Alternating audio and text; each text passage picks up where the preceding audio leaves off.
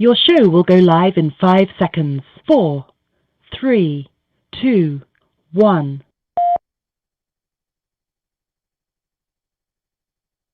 Northwest Liberty News, picking the lock on the shackles of tyranny. Machines are gonna fail, and the system's gonna fail. The past is past, the future's now. Don't look at me. I think these people are completely nuts. Sometimes trouble just follows a man. There is another organism on this planet that follows the same pattern. Do you know what it is? A virus. Can't you stop your lips from flapping for 2 little minutes? Because I'm white. I'm a man. I'm sensitive. I need to feel loved. I need to be desired. I'm rapidly becoming a big underground success in this town. It's a question of methods. Everybody wants results, but nobody wants to do what they have to do to get it done. And now, coming to you live from Kalispell, Montana, brought to you by Northwest Liberty News, it's Montana Gazette Radio with your host, James White. Okay, I'm your host, James White, and this is Montana Gazette Radio. Thanks so much for joining us here today on this 30th day of October, 2020. And I can't believe time is going by so fast, but it is. And we find ourselves here just days away from, I don't know, perhaps the most important election that we've ever had in the history of this nation. And I don't think I'm being dramatic when I say that, folks. We can see what the other side has in store for us if they regain power again, and it's not going to be good.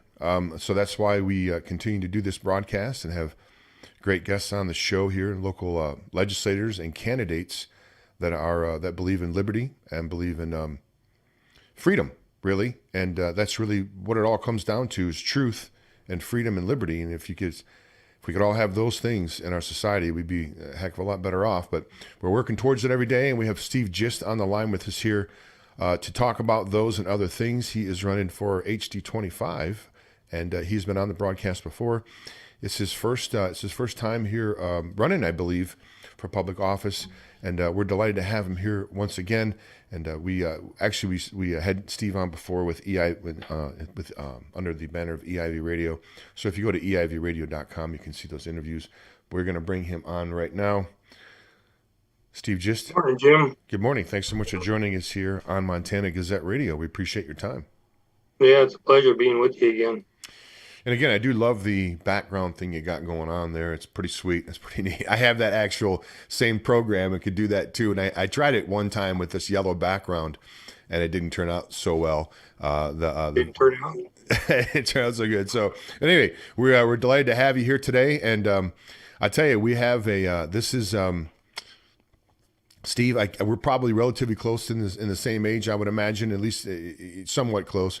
Never in my lifetime have I ever seen the forces of evil and anti-Americanism, I mean, just all band together seemingly in one force, including the mainstream media, the social media, the FBI now, it looks like, have been standing behind these crooks, protecting them.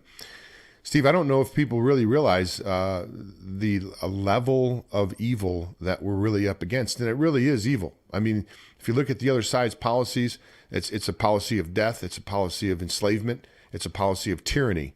And as far as I'm concerned, that doesn't come from a point of good, that comes from a point of evil.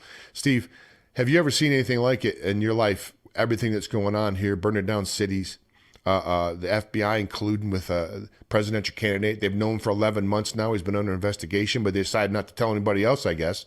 What were they going to do, just bury it if he became elected? Steve, what do you think about all that? Just sum it up, and then we'll get down to the specifics. Jim, yeah, I'm going to be 60 here in a short amount of time, and it wasn't up until the Democratic convention, where they had almost 20 people running, and then they were weaning them down. But to hear them talk about, socialism, what they were going to do, that was pretty much an eye opener at that point in time. And it's only gotten worse with, like you say, with the riots and with all the social unrest, creating division within the country. That's been pushed, and it's been coming for a very long time. It's not just something that's happened in the last 12 months. This has been an ongoing process, I believe, for a very long time, a lot of years. And I believe now that 2020, like I said last time on your show, 2016 was the turning point. 2020 is going to be a defining point in history. What road we're going down. If we lose the Senate and the Democrats control the House and Biden should get in, we're going down a path that we really don't want to go down.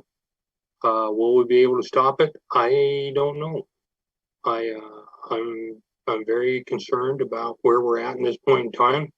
The people I've talked to in District 25 in Great Falls, that's foremost on their mind. Division in the country. Where are we going? And they too agree. A lot of them have said this is probably the most important election of our lifetimes. There's a lot of new voters coming into our district. They're signing up that have not voted in many years. I think you're seeing that all across the country. And what's their feelings? What's their thoughts? What information are they being given? Are they willing to listen? Both sides. We gotta, like I've said before, you've got to understand both sides of the conversation before you can really come up with a good sound consensus of what's really happening. How much is hyperbole? How much is fact?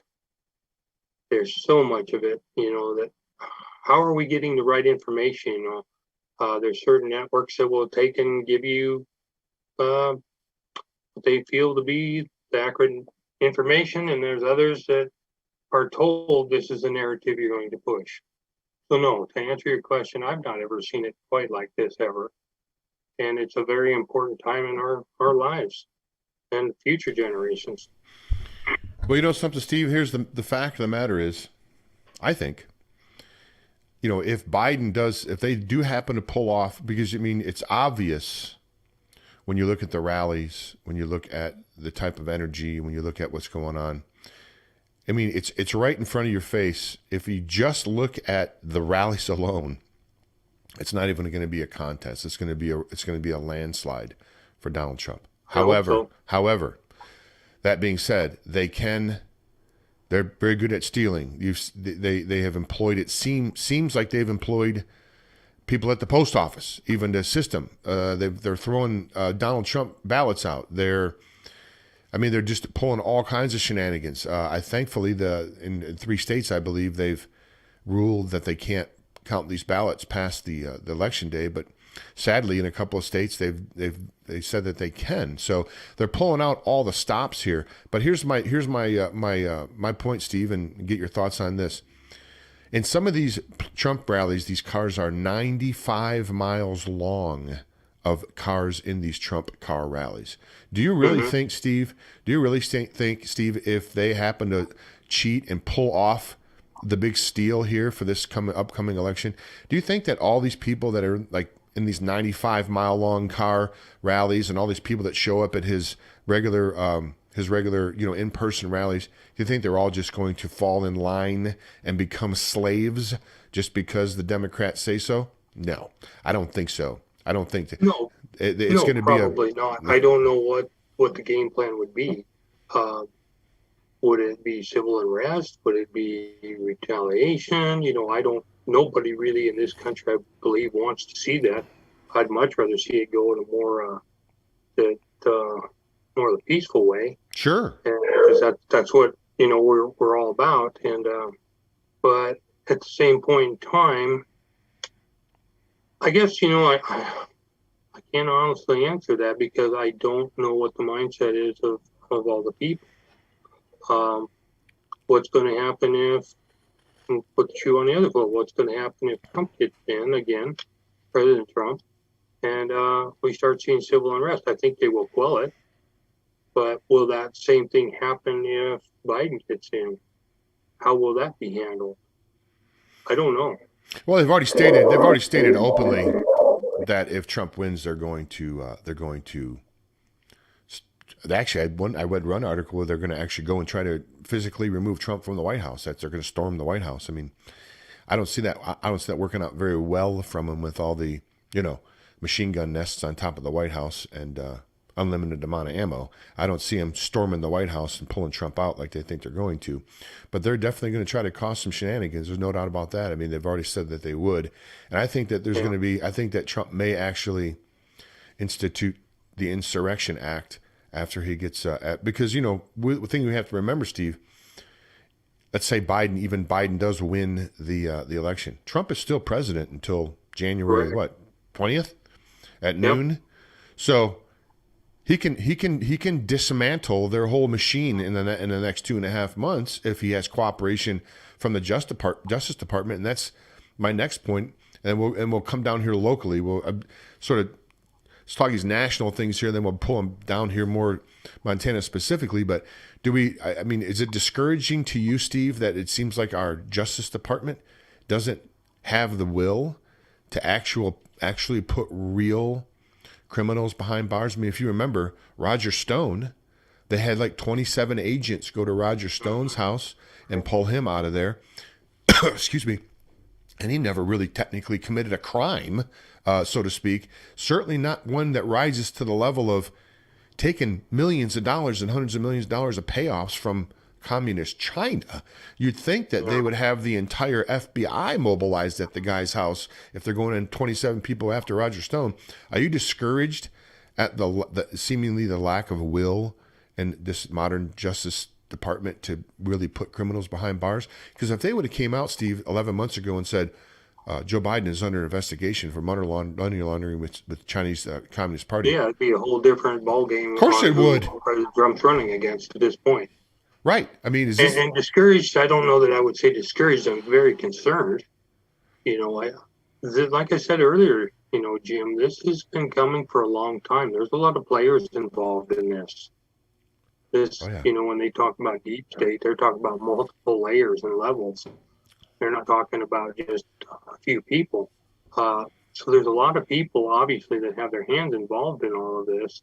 And sorting out who's who, that takes time. It takes diligence. It takes persistence. And you got to keep working at it to know who's in your corner, who's not in your corner.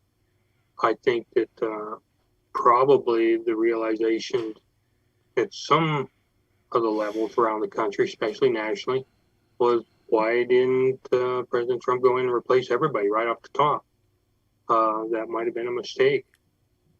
History will tell that, and hopefully that we're still a free country, that we can still tell the history, and that kind of history doesn't get scrubbed. That's a fear too. So it's at a lot of levels. It didn't happen overnight. We're not going to change it overnight. I would like to, let people know that this doesn't go away overnight. As you said, even if President Trump gets back in and he remains in office, there's still going to be challenged. I had not heard about people storming the White House, stories, but I know that the civil unrest, I saw one article talking about where they're going to start in multiple cities rioting. I think that, President Trump will have a couple months. He'll have November and December and, half of January. But my fear is whatever he puts in place, will they undo it if they come to power in the middle of January? I don't know. I pray for the country because I pray for all the people, because actually, it's just, it's a point in time where that if it goes to civil unrest, look at supply chains. You saw how quickly toilet paper disappeared in just a matter of days earlier this year. You magnify that times 500 products. Yeah, right, exactly. Well, you brought up a point earlier, Steve, that I think was key. You stated something to the effect, if we're still able to report our history in the future, basically, unless it's censored. They're actually already doing that right now when they don't allow certain stories to be retweeted. And there's two kinds of lies. There's two kinds of lies, Steve. There's lies of commission and then lies of omission. And I submit to you that the lies of omission may be even more damaging. Now, the mainstream media is consolidated down into a very small group of owners, 5 or 6 corporations. I want to say like Disney, CBS, Fox News, and there's 5 or 6 different corporations that own Viacom. I think it's probably like at CBS. They own majority, over 90%, I believe, of all the mainstream media. So effectively, what they already doing, Steve, is they're already altering history because they're not allowing it to be printed. They're not covering it. I mean, or told. Can you imagine? I mean, just think for a second, folks. Let's do this mental gymnastics with me just for 1 second. Replace Hunter Biden with Don Trump Jr. Just replace those two right there. And you tell me what a different perspective the news would have on that. We got to do something about this consolidation of all the press into these small group of, there's got to be something's got to be done. They have to, like they did AT&T or whatever. They broke it all up. Something's got to be done with that. What's your thoughts, Steve? Well, did you watch the hearings before the Senate? With Google and Facebook? I saw some of the stuff with Jack Dorsey. I saw some of that Twitter. stuff. I saw some of the stuff. Yeah. I think he was high. They were, in my opinion, they were backpedaling, trying to soften things a little bit, saying they'd done this. And, with Mark Zuckerberg sitting there and actually saying, he was actually the only one, I think, who was fairly honest in that hearing. He said, probably the majority of our employees are left-leaning. That was probably one of the truest statements that I saw there. Dorsey, kept saying, we're changing things, we're working on things, we're changing our algorithms. We're going to make it more transparent, but there again, the transparency on their algorithms, who's going to be actually looking at that? Who's going to actually be saying, okay, well, this is not written by... Yeah, who watches the watchers, basically? Who watches the watchers? That's the question, right? Yeah, and the problem is, and I get this plug in every chance I get. That's where everybody in this country needs to be involved. They got to stop leaving everything up to somebody else to fix the problem. You can't leave everything up to just the DOJ. You can't leave everything up to just the FBI. You can't leave it up to your congressional or legislative staff. You have to get involved. You have to understand what's going on. And until that happens, people will just take what's doled out to them, and pretty soon they'll just take the only thing that's doled out to them, and that's where you go into social, and freedoms will go away. With that being said, I think this year I see more legislative candidates right here in Montana that are actually taking an interest. People like myself, there's such an information overload that comes at you. And other legislators have told me it's like drinking from a fire hose. You can't even swallow because the force is so great. It's just pounding on you. But there again, how do you eat an elephant? You eat them one bite at a time, because if you take off more than one bite, you're going to choke. So slowly, methodically, we keep moving forward, keep getting people involved, we keep encouraging people. So to take and look at everything that's going on, we got to start locally, work statewide, encourage our congressional members in Congress to actually be doing what needs to be done. It's not going to happen overnight. It's going to take a long time to fix this problem we're in. It's going to take, the hearings that they had were before the Commerce Committee, if I remember right. That's not the committee they wanted to have it heard before, but that's where it was heard. So it's a beginning. So we just keep pushing. We don't back off. We just keep moving forward. So no, and as far as the media goes, the big tech and the 5 or 6 ownerships of all the news media, for a number of years now, I had a friend that used to do investigative reporting on the radio, and he told me, maybe I told you this last time we were on air, but he told me that even in his local area down in Rapid City, he said, I went in for the interview, and he said to the guy interviewing him, the director, his news director, he says, well, what happens if I report on a story of a city councilman that's doing something illegal or wrong? And the director said, well, we probably wouldn't air it.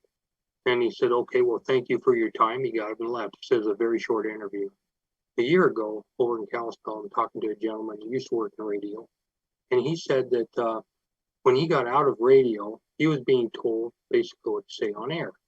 And so he'd been out of radio for a while. He got back with a couple of his friends that were still in radio, and they're still being told what to say. I talked with a reporter just recently, and I asked the same question. I said, well, are you being told what you can report on, what you can't? And this reporter told me, they said, well, we will do our reporting, but the editor can change that. But we don't have any say on it. All the work we do. So not all reporters are bad. It's who's editing, how it's being put out there, how it's being spun is where we're losing the information. I've been searching for this article right here. We talked about, I referenced it earlier, and I wanted to bring it up to you. Right there, we're going to make sure Trump leave. Leftists plan to storm D.C. The fire grab left is vowing to make sure Trump leaves the White House after the election, even if he wins, with radicals preparing to storm and occupy D.C. So they're going to remove him. They're going to make sure that he leaves. Make sure Trump leaves. And then, to me, it sounds like they're going to do whatever they have to do to try to make that happen. That sounds like a pretty bold move to me. Like you say, I don't think that with the military we have, if they're in place, there's already cities around the country boarding up buildings, taking measures. I read that Walmart's taking all their firearms and ammunition out of these stores in case they get looted. They won't lose track of the firearms be used against anybody. I think there's things that they're gearing up for it, and hopefully it's all for naught.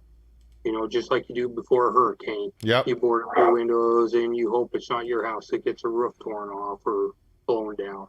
But still, you take precautions. I think our leaders are smart enough to, most of them are smart enough to set things in place, set things in motion. We do that in wildland fire all the time. You know, you get ready for the big push, and hopefully you don't need as much of the resource that you have when the winds start blowing. And the winds this time will be the public. And then you're whipping. Yeah. The fire is going to be the public. The wind is going to be the news media pushing the flames. So, folks, we have a call-in. This is a call-in show. You see the call-in line right there, 563-999-3617. 563-999-3617. Take that down. We're not going to take calls just yet, but after we take a commercial break, we'll be taking calls.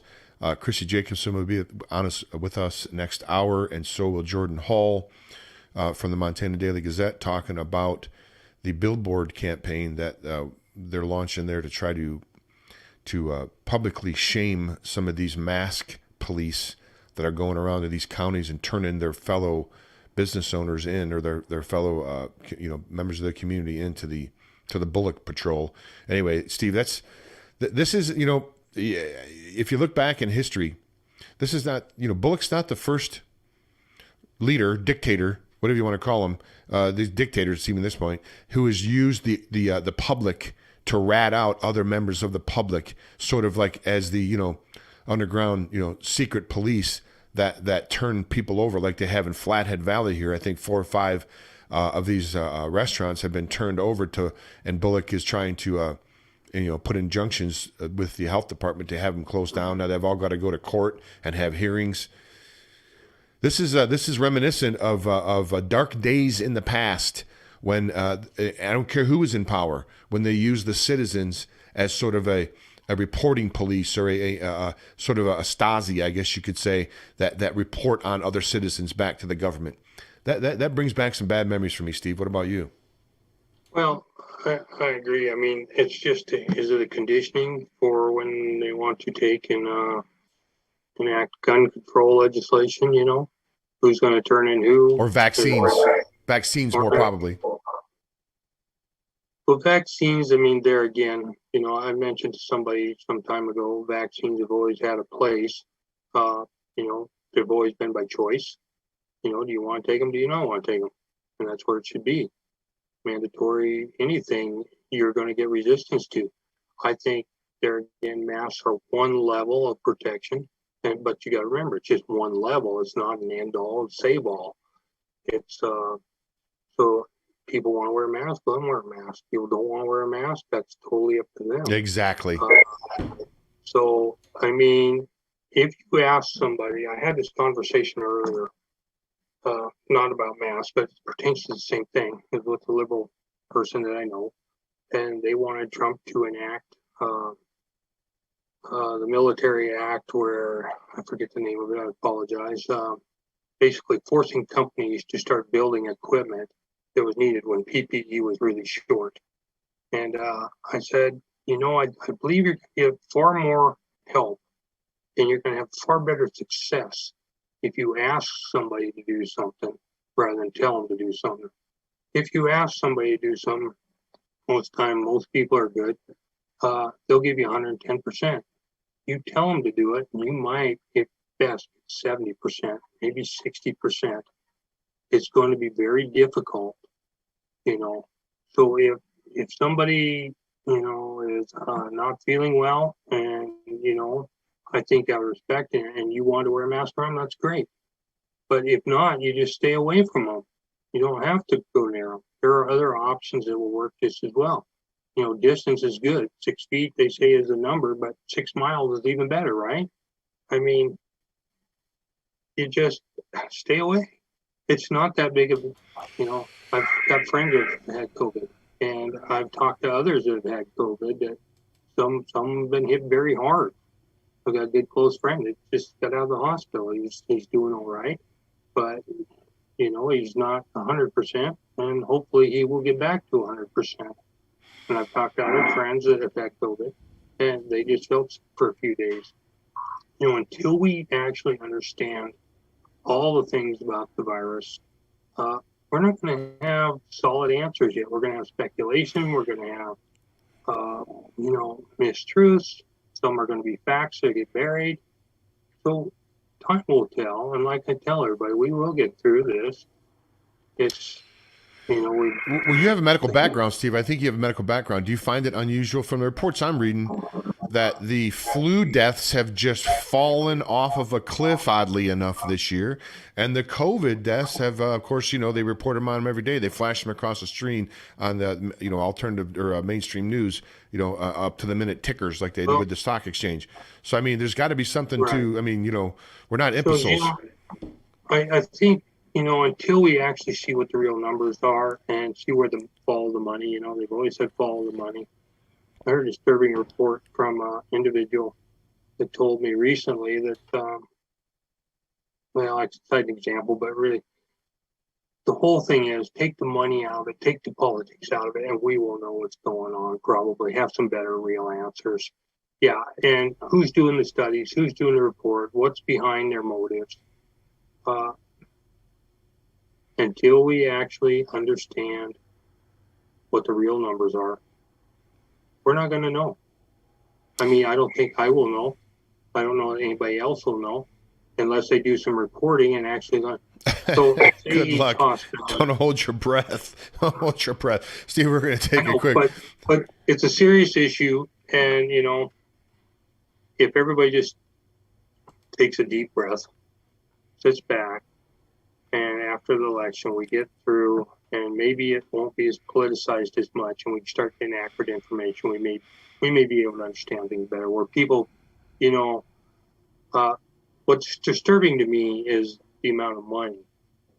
How much money are hospitals getting? I've heard it's based on a percentage of populace that are having increase. So, say you have a 10%. I'm just using a 10% as a figure, and then it jumps to 20% increase in cases. So that allows your healthcare facilities to bring in more money. I don't know. I have nothing to base it on. I haven't talked to any of the administrative people that can actually tell me the story, or talk to any of the people that are doling out the money. I don't know. I wish I did know. I'd give you some good answers if I really did know. Yeah, and that's the sad part. One of the greatest catastrophes ever to strike on American soil, and no one's forthcoming about what's really going on. Yeah, it's just there's a lot of smoke and a lot of BS, and there's some real stuff, and there's some fake stuff, and there's some political stuff, and people are angling here and angling there, and they want contracts, and they want It says right on the box, by the way. I've seen numerous times, Steve, and you probably can, if you have a box, it says right on the side of the box that these masks everybody wears does not protect against COVID-19. I've seen it multiple times. It says it right there on the box. So I don't know. There's we don't have to go into that. We're going to take a quick commercial break. When we come back on the other side, we're going to talk about cryptocurrencies. We're going to open up the phones and take some calls. And we're going to go ahead and, if we can, we're going to put you on mute here. Looks like your bandwidth is got hit a little bit there, but maybe we'll bring it back on the other side. We're going to take a quick break here. We come back on the other side. We're going to be continue our conversation with Steve Gist from the candidate for Montana HD25. This is Montana Gazette Radio, Montana Gazette Radio.com, Montana Gazette Radio.com, or MontanaDailyGazette.com. We'll be back on the other side of these brief messages here with our guest. Thanks so much for looking in. If you like classic cars, exceptional service, and a money-back guarantee, then the Corner Shop in beautiful downtown Kalispell is the place for you. Whether it's an oil change, engine diagnostic, suspension work, or brakes all around, the Corner Shop has you covered. With expert technicians and a free consultation on all services, you can't go wrong with the Corner Shop. Did I mention the classic cars? While you're waiting for your expert service to be performed, take a stroll through the showroom to see Kalispell's smoothest collection of classic cars. The Corner Shop is conveniently located at 1212 South Main, just south of the courthouse. The Corner Shop is open Monday through Friday from 8 a.m. till 5 p.m., so drop by for an appointment or call 755-7777. That's 755-7777. The Corner Shop, Kalispell's full-service auto repair facility. PatriotPrepared.com carries the leading brands of storable food from Legacy and Heaven's Harvest. Patriot Prepared. Our name says it all. We're dedicated to empowering you to be self-reliant and confident in any circumstance. Whether you want to be prepared in the event of an emergency or you're an outdoor sports enthusiast, PatriotPrepared.com has prepackaged meals and kits for your entire family. Legacy, Heaven's Harvest are known for high-quality, great-tasting, GMO-free, nutritious food with no chemical preservatives. Simple to prepare, easy to store, gluten-free and organic high-quality nutrition options with a 25-year shelf life. You can't beat the feeling of being food secure when you need it most. So go to PatriotPrepared.com right now to pick up your supply of high-quality storable food for your family, because it makes good sense to be prepared. That's PatriotPrepared.com. Okay, folks, I encourage you to visit PatriotPrepared.com and all of our sponsors that are scrolling across the bottom of the screen here. We're not funded by Soros. We're not funded by Deep State. We're not funded by the military-industrial complex. We're funded by you, the folks, and we do appreciate your support. You can go to northwestlibertynews.com. That's northwestlibertynews.com, the flagship station there, and you can donate on that website by hitting the Support Truth and News button there, Support Independent News. You can go to Patreon and become a Patreon, or go to GoFundMe and type in Support Truth and News. And we do always appreciate your support. And if none of that suits you, please just go ahead and hit the like button and share the video around to your friends. Everything's being heavily censored here these days, of course, for conservatives especially. And having the stand-up of Trump over my shoulder there doesn't help my cause. However, they haven't, so far, I'm still able to broadcast for now, although I've been heavily shadow banned on a lot of different networks. But that's why we need you, the folks, to help pass the video out and get the word out. And when we have guests like we have today, Steve Gist, who is running for, let me bring him up here, who is running for Montana's HD25. Let me reconnect his microphone here and bring him back on. Steve, thanks so much for hanging out with us after the break. We appreciate it. Yeah, no problem, Jim. Okay, Steve. Cryptocurrencies. Let's jump. Let's shift gears here a little bit. The Federal Reserve, I believe, or I don't know if it's J.P. Morgan. I think a lot of the large banks now are getting behind cryptocurrencies. I think they're talking about a digital currency now. one of the things, and I think what they're trying to do is they're trying to set things up for this universal basic income, which is stuff that you heard that a couple of years ago talked about, and now all of a sudden it's now, and even look at it this way. I mean, technically speaking, when Trump gives out $1,200, writes checks to people in the country, like that's happened before and more, that sort of is kind of the precursor to universal basic income when government just gives you money. Now, it's our money, of course, that we have paid in taxes, apparently, and that they're giving back to us. But I think what they're going to try to do is they're going to try to tie it all into cryptocurrency, which I don't think necessarily, when it was developed and the theory behind cryptocurrency was one of, security. But I think that maybe not the case any longer. I mean, I'm sure that there were people at the NSA working, 24 hours, 7 hours, 27 days a week shifts, trying to figure out how to, get themselves into the blockchain and be able to track people. So what's your thoughts overall about cryptocurrency? I mean, it's been around, it's been up, it's been down. Bitcoin, of course, is the Mac Daddy, the king of the cryptocurrencies. It leads and everything else follows. It got up to almost to $20,000 here a couple of years ago, fell way back down again, I think below 5, pretty volatile. What do you think about this whole cryptocurrency thing, Steve? Well, the thing where everybody is going to be on cryptocurrency, we've had credit cards for a number of years, and through credit cards, they can track what you're buying, when you're buying it, how much you're buying, and they use that for marketing. So what happens if they use it for control issues? This is what people are buying every day. How do we manipulate people? It can be done in that fashion. They will know everything about it. If say we get rid of all cash, it's a cashless society. Now everything you do will be reported one way or another. You can't buy anything for cash. There is no autonomy to it. There will be, with the computers that are out there today and the programs and the software out there today, they will be able to tell everything that Jim White does. From when you basically leave, they'll be able to track you. You go to the store or you order it online.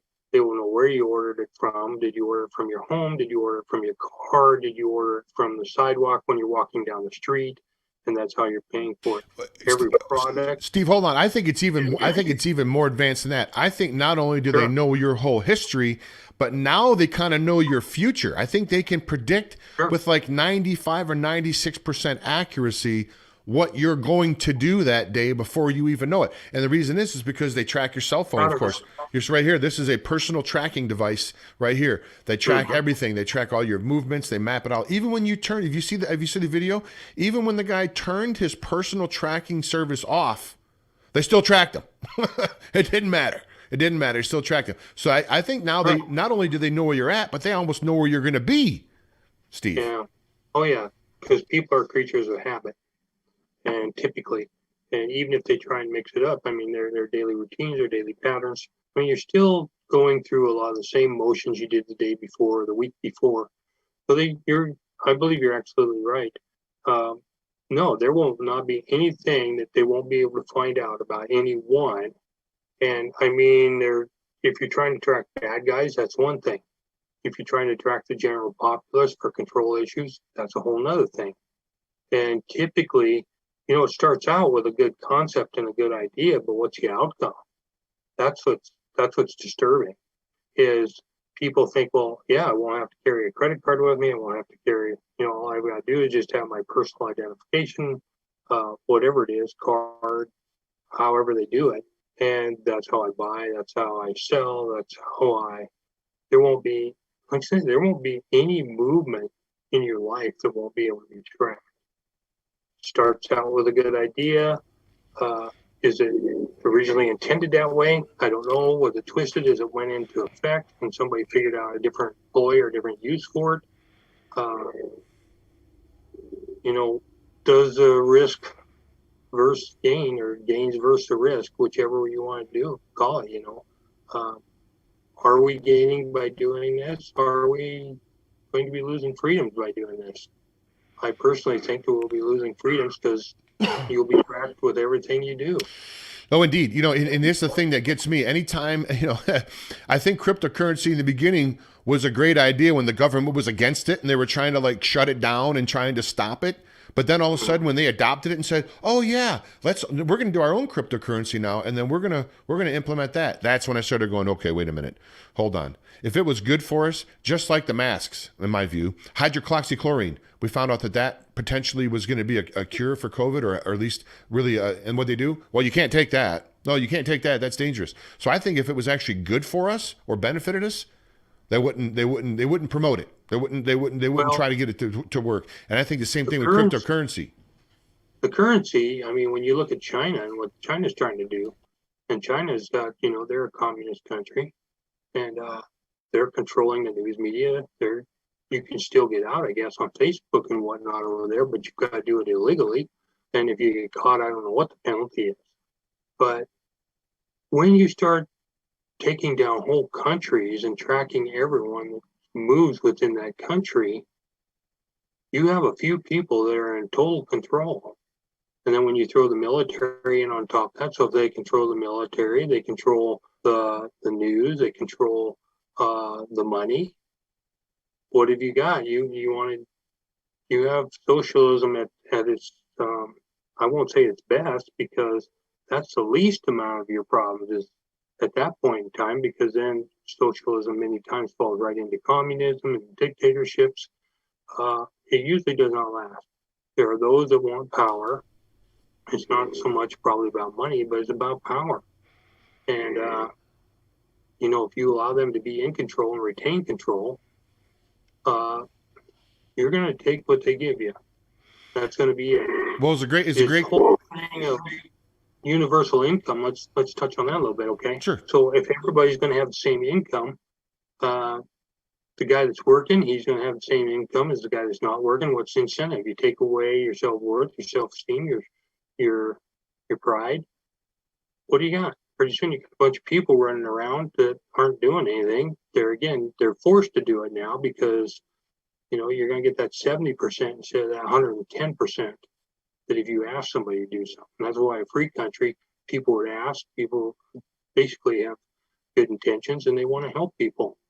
But if once they're sit there and told that that's what they're going to do, they're not going to do it so readily.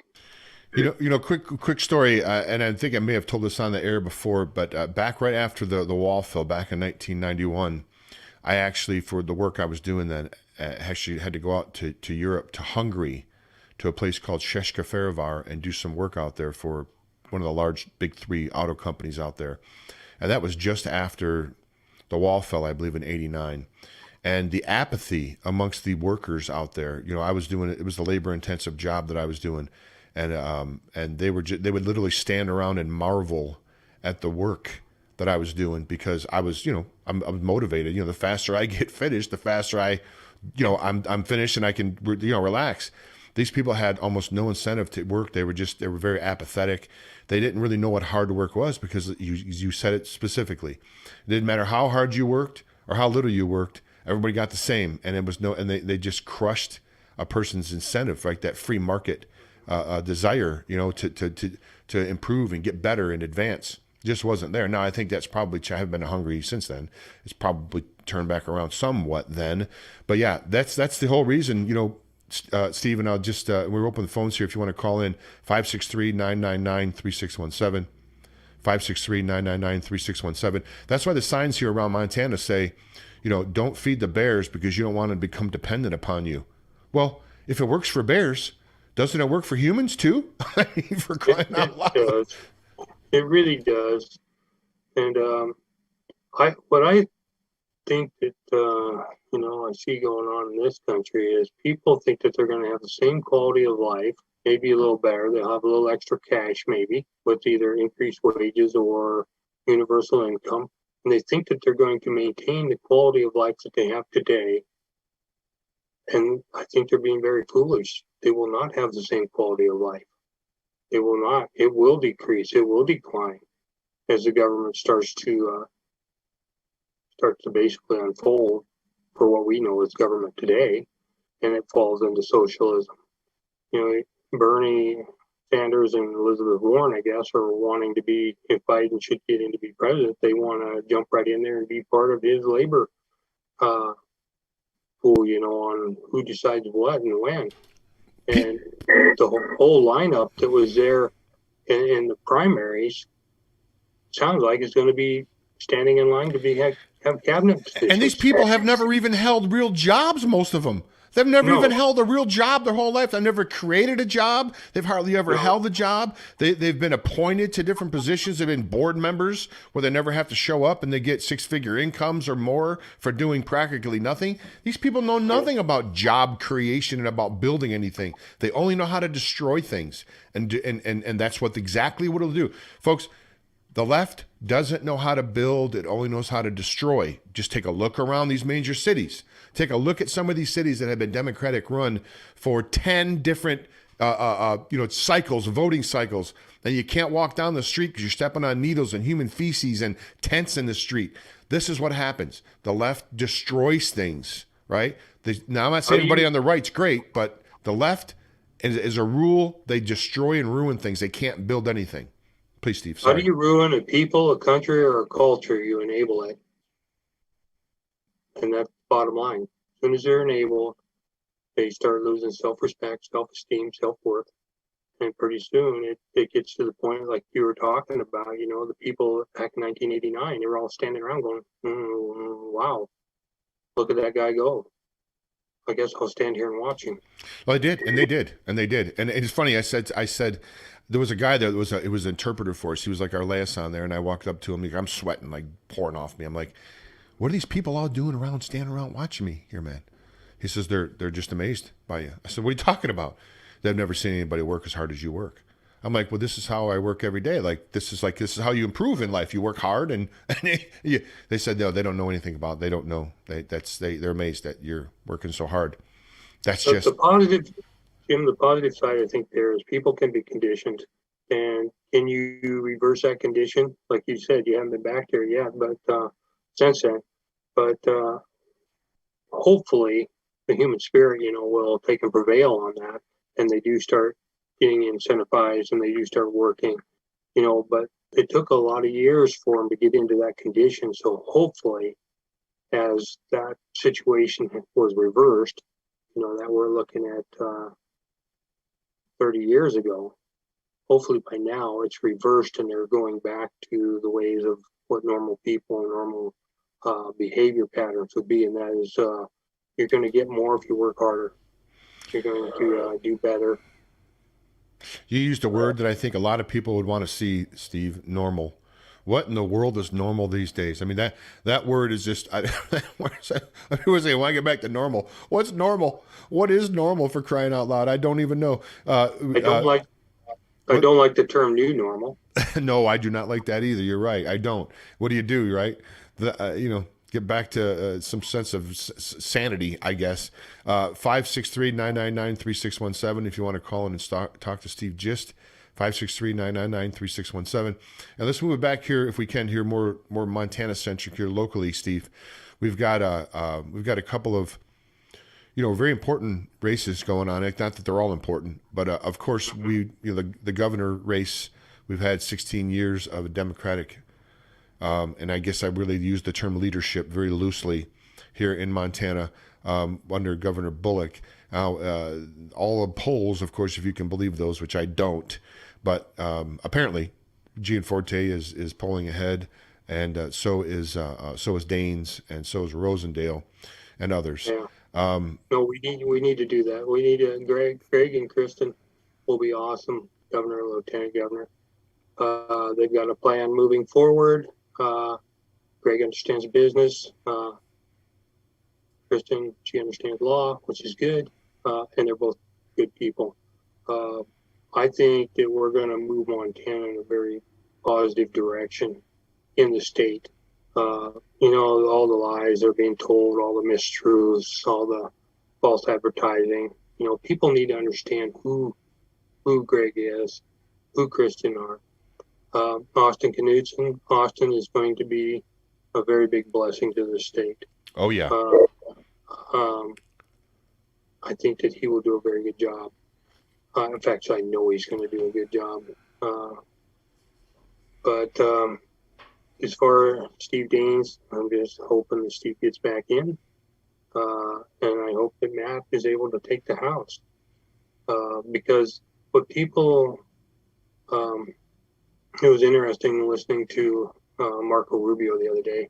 Had a chance to meet up with him, and he was telling the crowd in Great Falls there that he ran for a local race in Florida there, and he lost by 1 vote.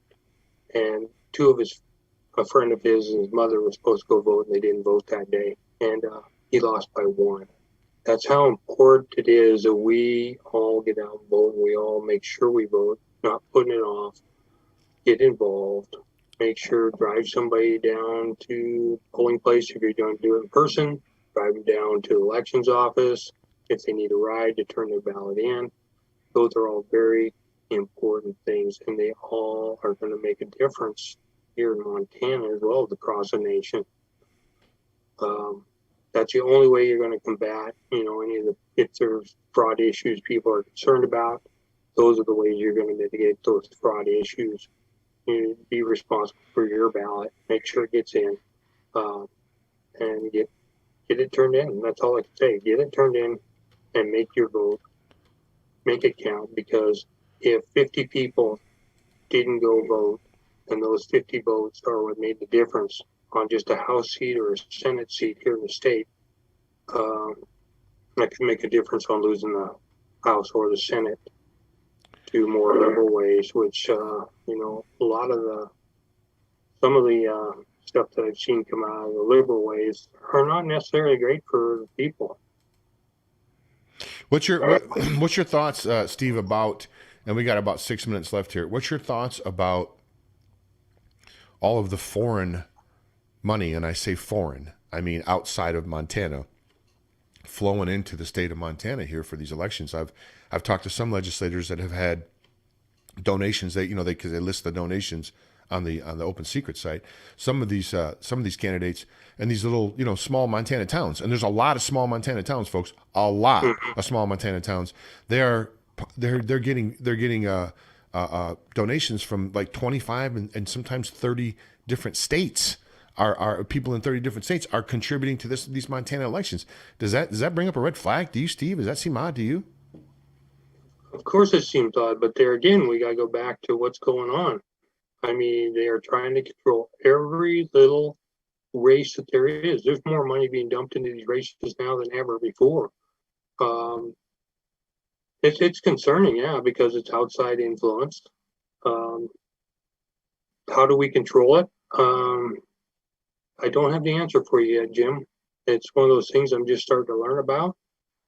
We need to understand with any problem. I'm going to go back to a very basic concept that an old mechanic friend of mine told me years ago. And this applies to politics and applies to where we're at in this country. He said, okay, I can replace the part that broke. I can just put a new one on. But he says, you know what a real good mechanic does? Real good mechanic goes in and figures out what caused the part to break, not just puts a new one and replaces it, because too many times we sit and we replace whatever it is it's broke, but we're not fixing the problem, and we have the same thing over and over again. So until like the money coming in, until we figure out how it's coming in, we figure out how to stop it from coming in, are we going to actually fix the problem? We can talk about that all day long, but until we understand what the actual problem is and what the solutions are. A friend of mine called me the other day and he says, I want to do away with these emergency declarations. And I said, no, we can't do that. I said, emergency declarations are there for a purpose. They're there for a reason. How do we stop the abuse of that emergency declaration is what we need to look at. He goes, oh, okay, I get it. So you have to go deeper and you have to look at what's really going on under the surface to fix the problem. And out of state money, a lot of the policies that are in place, how are they affecting, what are they affecting? It takes time to understand and study that stuff. And there again, as a legislator, people have to understand that you're not going to be the grand wizard that knows everything. You're going to need help understanding these issues. You're going to need help digging for research and information. And that's what's really key. And that's where people can get involved. If they don't want to get involved politically, they can actually get involved doing work, doing some studying and research. And as we get, we change governors right here in the state, we'll be able to uncover some issues that are going on that need to be fixed. But we got to fix the problem. Not just the problem. We got to fix what caused the problem, then fix the problem. Well, folks, you can see a lot of that information that Steve's talking about. If you want to seek out truth, you can go to MontanaDailyGazette.com. That's MontanaDailyGazette.com, where you may not like the stuff that's printed there, depending upon what side of the aisle you're on, but you can never say it's not printed truthfully. That's for sure. Steve, why don't you give us, coming on to the end of the interview here, let us know where people can find out more about you, your websites, if you have Facebook pages, email addresses. We're coming down to the wire. I know a lot of people still haven't, voted yet, or at least taken their ballots in because they, there's some concerns, of course, with the mail-in and the shenanigans, and we know all about that. But nonetheless, you're right. We have to all vote. And where can people find out more about you, Steve, if they have, still looking to make a decision? If they're still on the fence and they're wondering what they should do, how can they find out more about you and more about your platform? Okay, they can go to Steve Gist for House District 25. That's the best way. Just type that in. It'll come up either on Facebook or on our website. And then as far as for myself, I'll tell a little bit of my background, my history. I grew up on a farm and ranch up in Chinook, Montana area, north central Montana. I went to work for the ambulance service in Great Falls in '85. I worked for them for a while. I flew with flight crew a couple of years, and we opened up an ambulance service in Great Falls and ran that for a number of years before I got out of that and went back to flying for about another almost 5 years, I guess it was.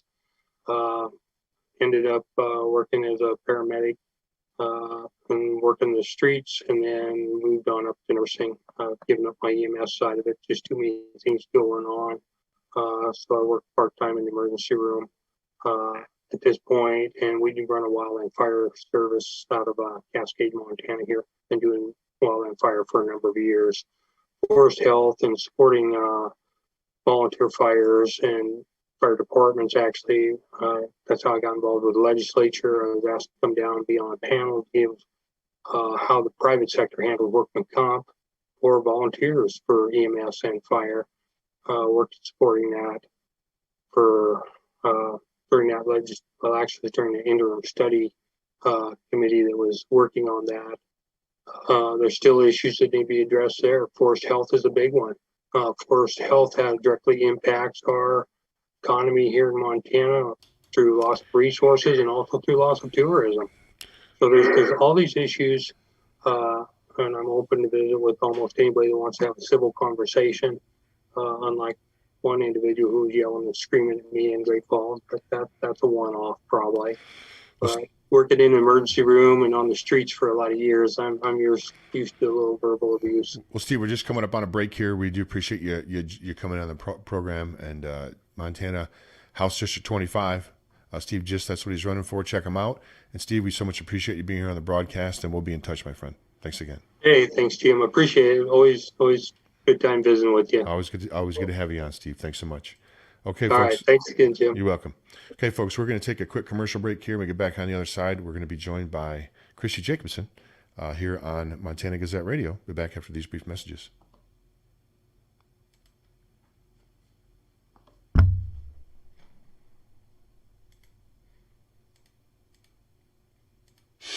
PatriotPrepared.com carries the leading brands of storable food from Legacy and Heaven's Harvest. Patriot Prepared. Our name says it all. We're dedicated to empowering you to be self-reliant and confident in any circumstance. Whether you want to be prepared in the event of an emergency or you're an outdoor sports enthusiast, PatriotPrepared.com has prepackaged meals and kits for your entire family. Legacy, Heaven's Harvest are known for high-quality, great-tasting, GMO-free, nutritious food with no chemical preservatives. Simple to prepare, easy to store, gluten-free and organic high-quality nutrition options with a 25-year shelf life. You can't beat the feeling of being food secure when you need it most. So go to patriotprepared.com right now to pick up your supply of high-quality storable food for your family, because it makes good sense to be prepared. That's patriotprepared.com.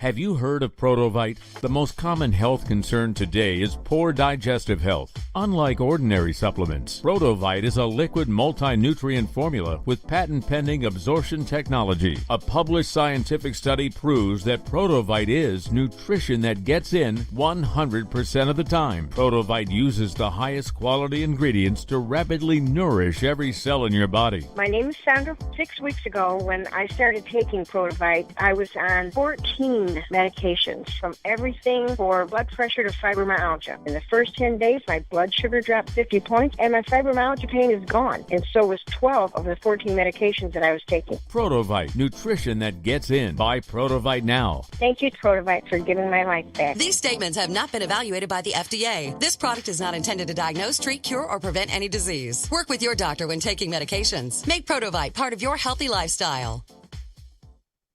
Okay, folks, if you want to check out the highest quality liquid vitamin supplementation, you can go to bloodboost.net. That's bloodboost.net, and check out the full line of Protovite products. All the products there help boost your immune system, so check it out at bloodboost.net. That's bloodboost.net, and all of the proceeds from the sale of those products do help support this independent news network. And what we're going to do is we're going to bring our next guest, Christi Jacobsen, on the line here in a minute. Let me give her a quick introduction. Christi is a native Montanan, born and raised in Helena, Montana. Christi and her husband, Eric, who is also a native Montanan, raised their 5 kids in Helena. Christi was educated in Montana, receiving a degree from Carroll College and a master's degree in public administration from University of Montana. Christi started her career in the telecom industry, but has almost 2 decades of experience in leadership for state government. She is currently the Deputy Secretary of State. In her current role, she has led the implementation of efficiencies and tools utilized in the private sector to reduce staff by a third, consolidate rent space from 4 locations to 1, and saved millions of dollars. She is currently invested in replacing an IT election system that is 20 years old with a modern platform and improved security. Christi represents Montana values. If you want to add a new title to a politician, she's not your candidate. If you want to hire a Secretary of State that will serve as an executive committee committed to the success of the office of the Secretary of State, she's the right woman for the job, and we are going to bring her on here. We hit this right here. We should be her. There she is right there, and we're going to bring her on the air now. Let me open up her phone real quick. I got to hit the right screen, and I'll have her on here. Christi, hang on here a second. Be with you in a second here. There's so many screens I have open here. Let me hit the right one, and I'll have her on. There we go. Okay. Christi Jacobsen, thanks for joining us here on Montana Gazette Radio. Are you on there with us? Hi, Jim. Good morning. Good morning. Sorry about that. I had so many screens here. Couldn't get the right one to get you on the air. Thanks so much. It's always great to have you here on the show. Appreciate you taking time out of your busy schedule. And tell you, speaking of that, let's just kick off the bat. I bet it's been probably some of the craziest last 2 or 3 weeks that you've ever experienced in your life, running up right here till the election. Is that accurate? Absolutely. A couple weeks ago, we had a GOP tour, and we hit about 13 different towns in 3 days. Lots of events, lots of momentum. I think the Republicans across the state have a lot of good energy and are voting and very supportive of the candidates that we have. I was just in Hamilton yesterday, and Senator Cruz was there. He gave an awesome speech, and a lot of great patriots and great messaging and momentum. So it's been super exciting, and I think we're going to be heading to victory here on November 3rd. Well, I tell you, it's and I think you're right, but I tell you, it's going to be a hard-fought victory, and the reason it's going to be hard-fought is because I think they're pulling out all the stops with the voter fraud like I've never seen before. I'm not sure if you're familiar with Project Veritas, James O'Keefe. He goes and he like exposes different, corruption, and he's actually got undercover video of the woman who works for I forget what city she's in, but she gets like $55,000 when she turns every 5,000 voters over, when she commits fraud with 5,000 voters. Christi, being especially with the Secretary of State, I kind of knew that fraud. We kind of knew fraud was kind of going on, but I had no idea at the actual level of what they would be willing to go to commit fraud in an election. Are you a little bit shocked by that? So I think something in Montana. I'm not familiar what you're speaking about specifically, but I think the thing to remember in Montana is that there's if anybody sees anything that they want to file a complaint on, we have an elections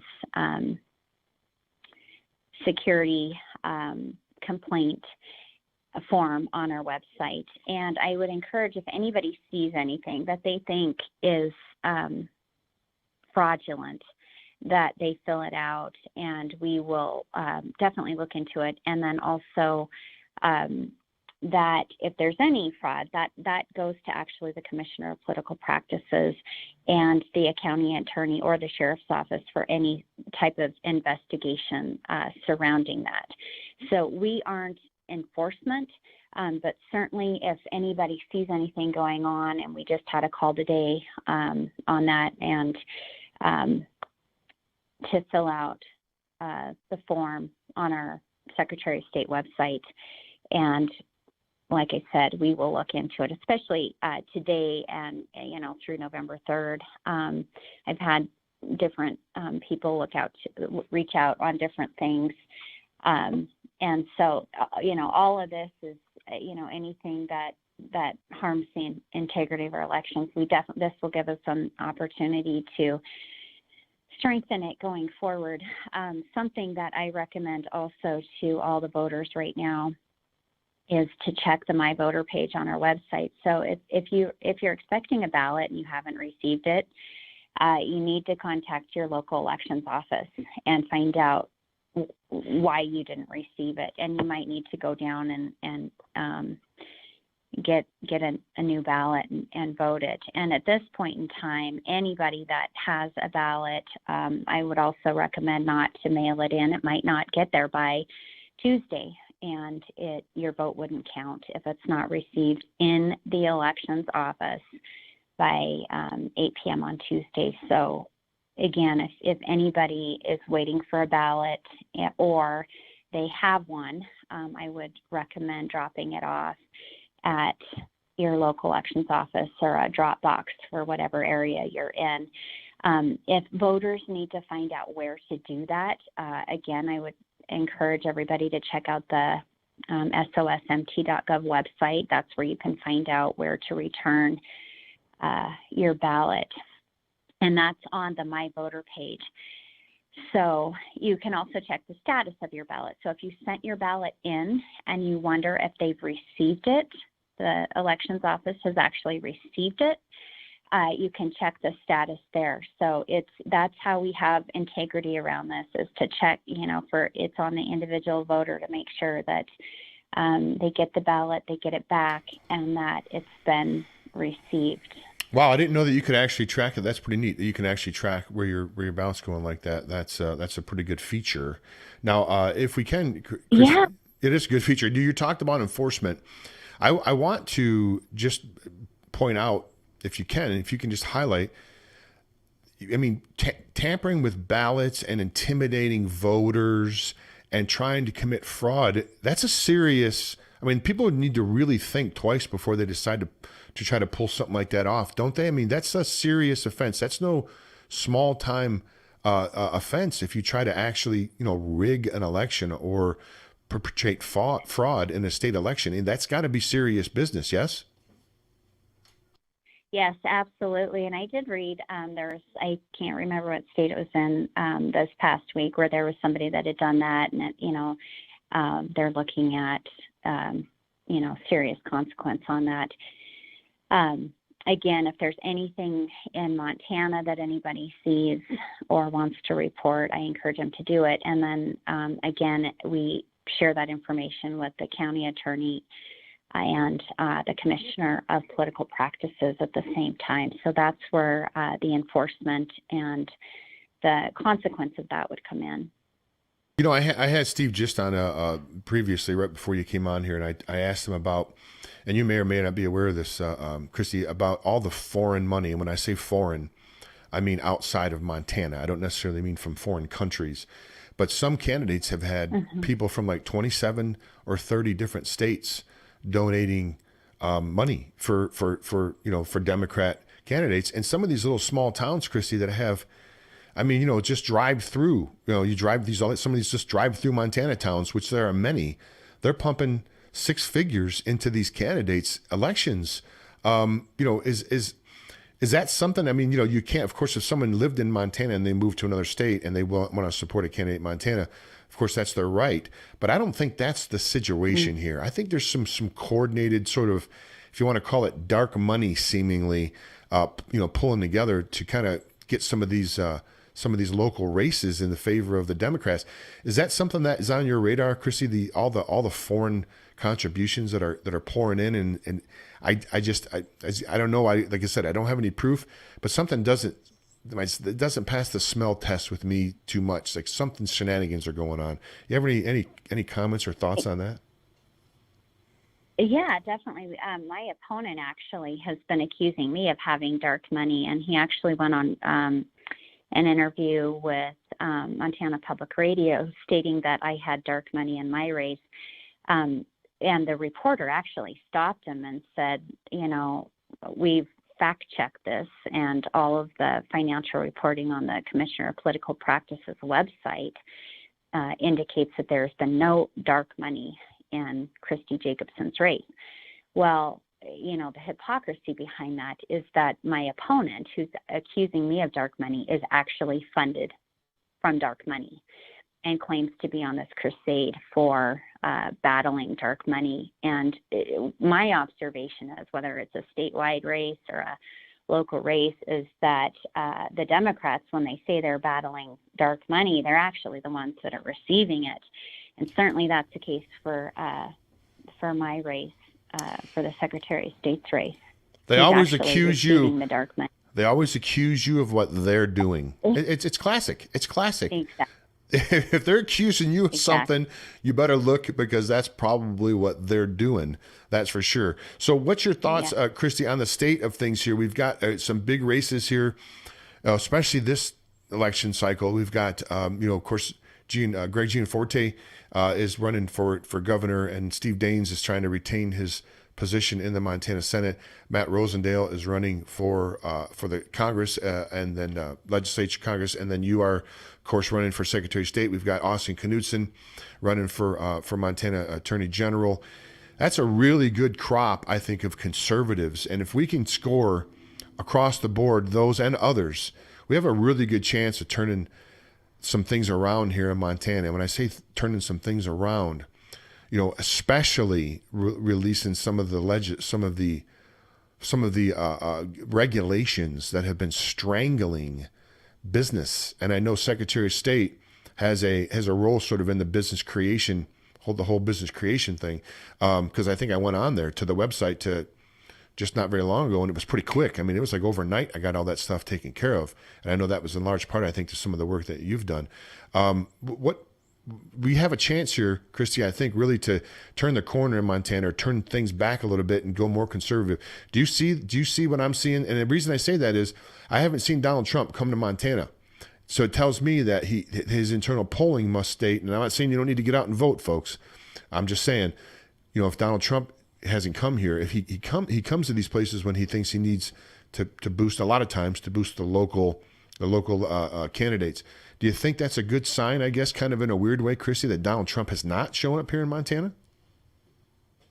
Absolutely. I think Montanans support President Trump. And I did want to mention something that our office just did. We did a youth vote.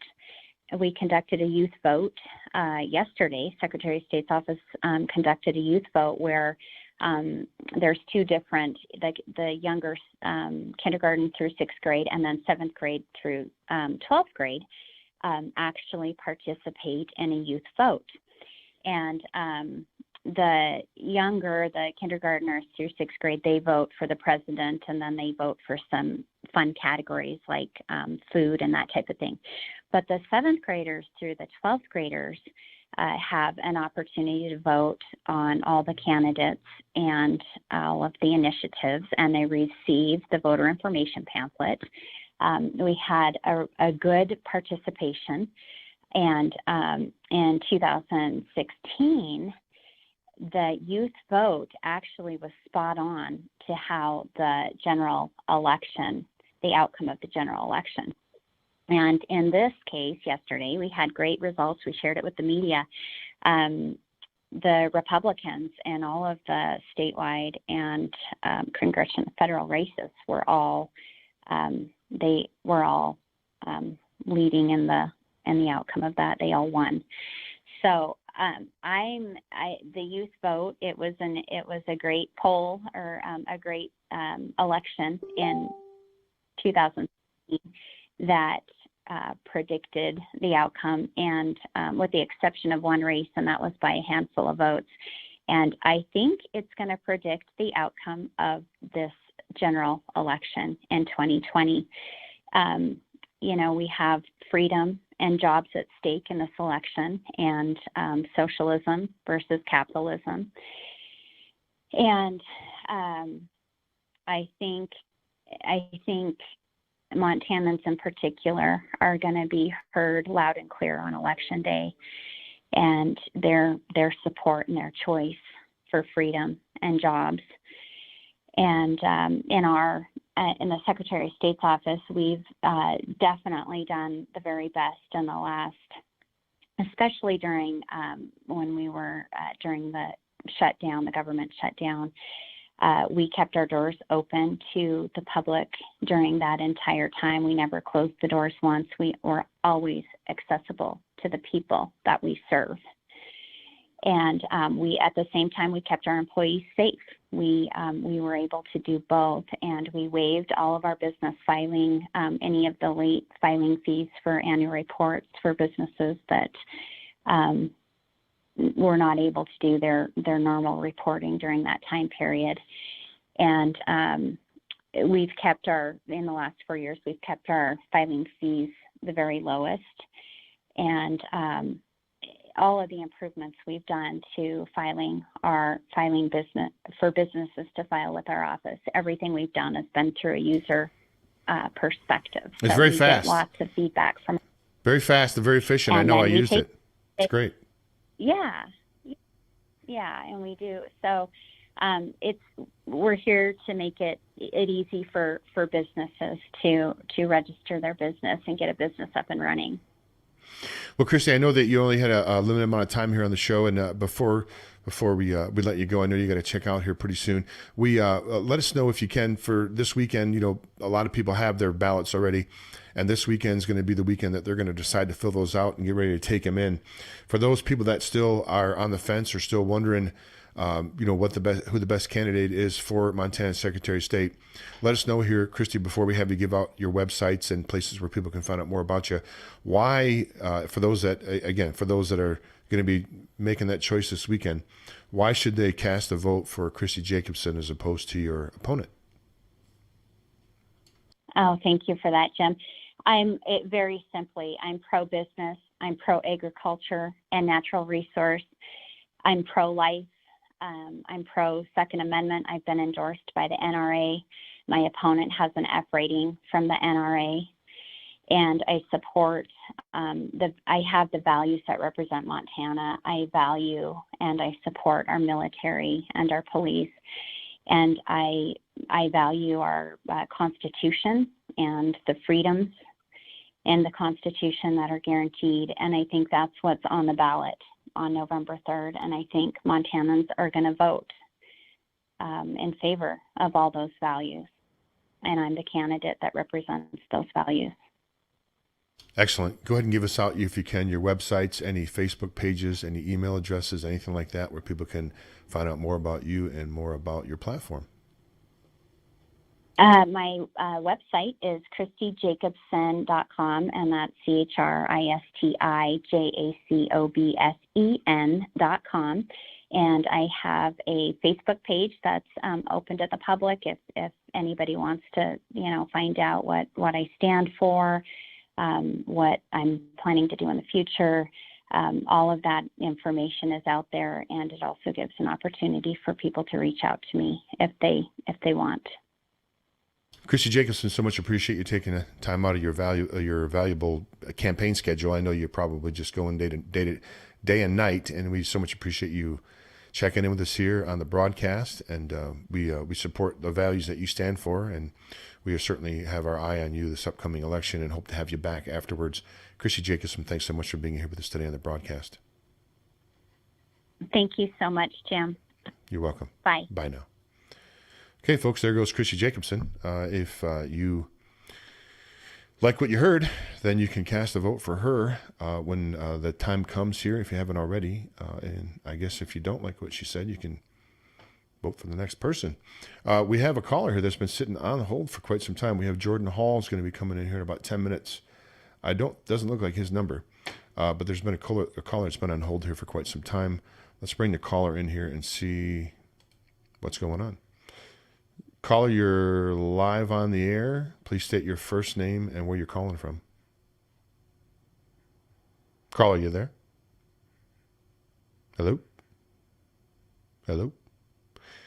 Okay. I guess the caller went away from the phone or is not there. They'll call back. Yeah, folks, we've had a couple of really good Steve Gist and Christi Jacobsen in the preceding broadcast here. And we have a really great crop of conservatives, certainly here in the Flathead Valley. And I've known that for a long time. A lot of them I know and are friends with them. And the reason I am friends with them is because they share the same values that I do, which is what Christi said. Pro Second Amendment, pro First Amendment, pro life, pro liberty, anti-tyranny. And we're fastly marching towards it here. And what we're going to do is we're going to bring Jordan Hall on here from Montana Daily Gazette here just in a couple of minutes. And we're going to talk about the mask, the unmask, or the Montana Mask Police. We're going to try to expose the Montana Mask Police for, let's see, do I have, let's see, make sure I have that open. We're going to try to expose the Montana Mask Police for what they've done here and turn in good people in. Let me see if I can still get in here. I think I hope I didn't close out this. Hope I didn't close out this account so Jordan can't get in. Let's see here. If I can still do that. It's still going on, so I should be able to get in. Okay, let's see here. Let's see if I can get in here. All right, there we go. Bring Jordan on here in a minute. He'll come in a minute. Okay, good. Yeah, Jordan Hall from Montana Daily Gazette will be here. His organization, his publishing company, has put out a $10,000 grant, really, for communities to put up billboards to expose the people that have been reporting on their fellow business owners to try to get them, try to get them shut down. That's what statism is, folks. That's it. When people use the government. When the people utilize the government for their own, I got to send him the Zoom link, for their own, when they utilize the government for their own personal benefits, that's statism. We don't want this. Let me set Jordan up here with this link to get on to Zoom here, and I'll be with you in a minute here, folks. It's live radio. We're just trying to roll with this as we go here, but it's always been that way. It's always been that way. Just trying to run things here and put out the truth. Let me get over here to Jordan and send that to him now. There we go. All right. There it is. I'm going to let him know that it's on his Facebook page. And then we'll have him probably coming on here in a minute. Jordan Hall from the Montana Daily Gazette, MontanaDailyGazette.com. That's MontanaDailyGazette.com or MontanaGazetteRadio.com. And we're going to be having we're going to soon have all of the we're soon going to have all of the links to these shows here on there. There's just so much going on, folks, and things are going to be streamlined after the election. Right now, we're just all hands on deck trying to stop this madness from going on here. As you can see, if the other side gets control of things, the way that the life that you know it is over. I mean, I'm not kidding when I say this. This is not hyperbole. If they can control, certainly if they win the presidency, which I don't think they're going to do, and they win the House and the Senate, which they can maintain the House and win the Senate, which I don't think they're going to do. If they do, though, I'll tell you one thing, like I was talking to our first guest, do you think all these people that are in these 97-mile-long Trump car parades are just going to, give in to tyranny and decide to become slaves? Yeah, not going to happen. I mean, this is the battle for everything, folks, and we're at the crossroads. If Trump loses this election, I think it's got to be by cheating and scamming, because if you look at, use your intellect for a minute and just look at the amount of cars and people that line up for a Trump event and how many line up for a Biden event. This is just visually, you should be able to just kind of go, wait a minute, something's wrong here with these polls. And they said in Wisconsin now, just a couple of days ago, that Trump is down 17 points to Biden. 17 points. So here's what they're doing in my estimation. What they're trying to do is they're trying to, of course, falsify these polls. They're trying to make it look like Biden has a tremendous lead. So when Trump wins, they're going to say that Trump stole it, is what they're going to say. They're going to totally try to flip the narrative around. Remember, we just talked about with Christi Jacobsen, this is what they do.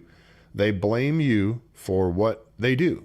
So what they're going to try to do is they're going to try to claim, I think, that the Trump organization is the one that tried to steal the election.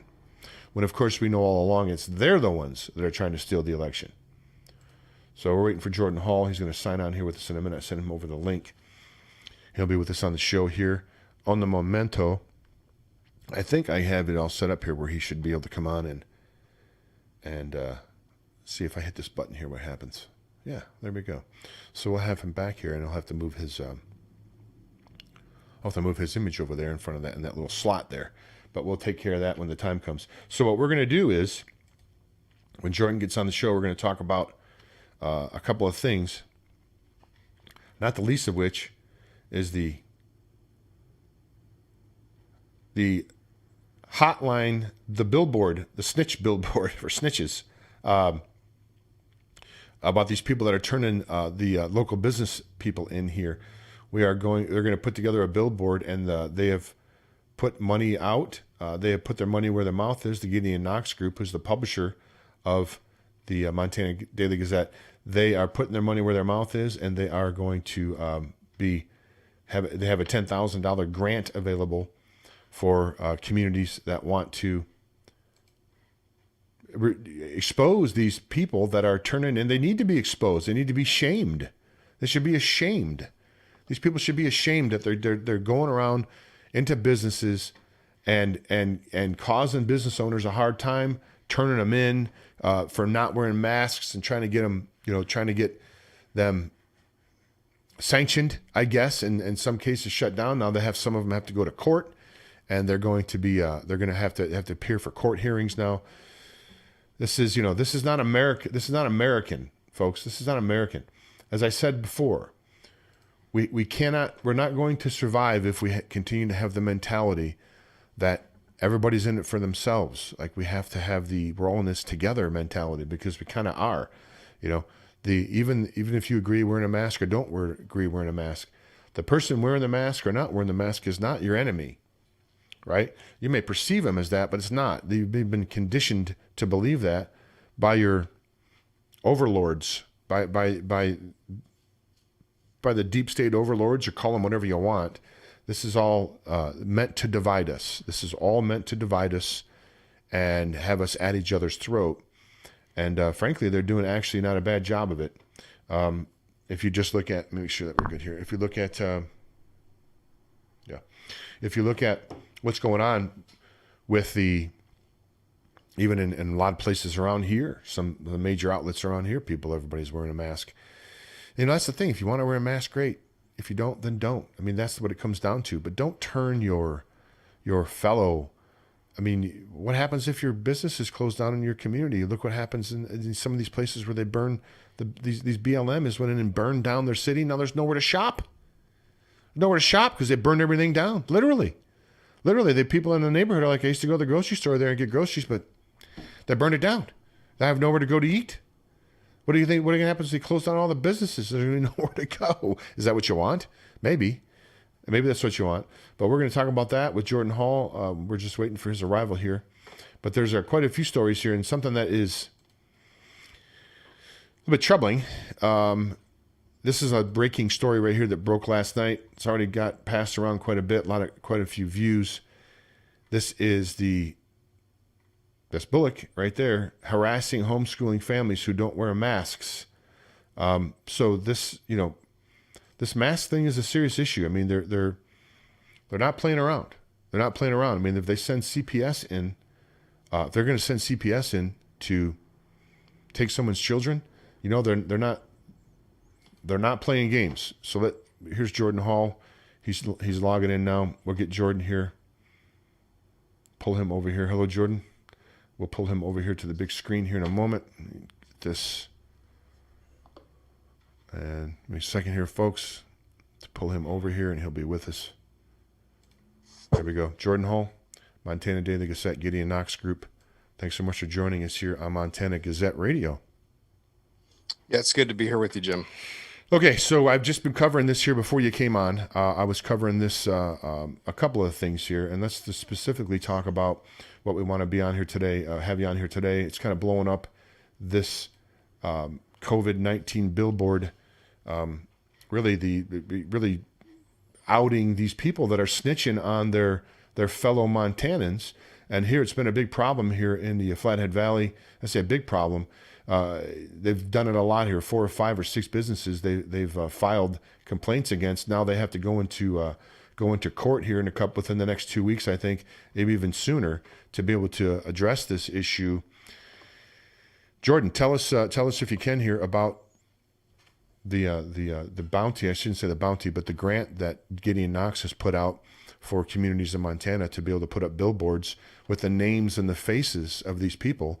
And they should be shamed. We should shame them for turning over fellow business people in their community to the state. I mean, as I was talking earlier with the guest, that brings back dark memories for me, Jordan, where the state has operatives on the ground, looking in people's lives and reporting back to the state. That's not a very good precedent to have. Go ahead, Jordan. Over to you.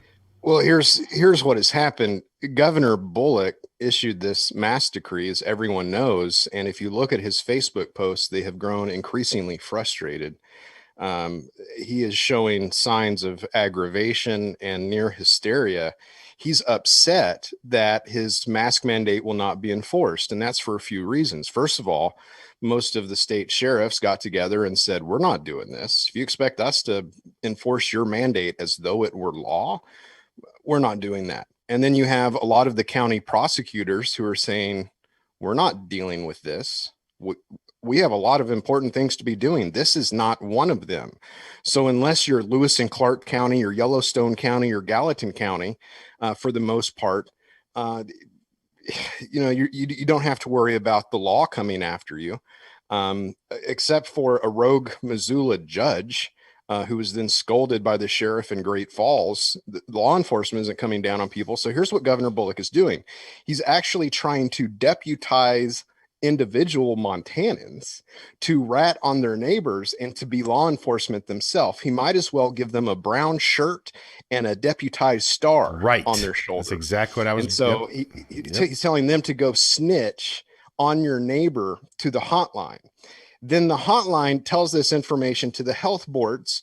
The health boards may or may not be reasonable. In Richland County, for example, they're reasonable. But in Lewistown, the Central Montana Health District, yesterday, I covered a story. I did an article in which this health sanitarian there in the county left a voicemail message for a guy who he worked by himself, no employees. who wouldn't wear a mask. And she left a voicemail calling herself law enforcement, saying that she would shut the business down. And actually, we can listen to that audio right now real quick. It's only 37 seconds long. Let's just listen to that audio real quick, Yeah, Jordan. let's do that. To the main menu. Hi, Russ. This is Megan with the Central Montana Health District. I am calling in regards to your Facebook post, as we did receive a complaint. I would like to talk with you about it because mask mandate is not optional, and by order of health officer, we can shut you down if you refuse to comply. So please give me a call back. Phone number is 535-7466, and if I fail to hear from you, I'll keep calling or I'll pay you a visit in person. Thanks. Bye. I'll pay you a visit in person, she says. I will pay Jim, you. I want you to go back to that screen and scroll down, and I want you to look at a quotation I provided from an interview that this woman Spry did with the, there it is in bold, with the local ABC News affiliate. She says, anybody that's not in compliance with that directive is in violation of the law, essentially, because they are in violation of a direct order. So that's what makes the mandate a law. No, it doesn't. It doesn't.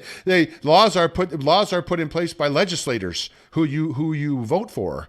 These health officers is unelected. These are unelected. This isn't. I made the point in the article yesterday. I said, well, the Montana Daily Gazette hereby gives you a direct order to take a GED class on American government. It is a direct order. Is that a law? No. You know why?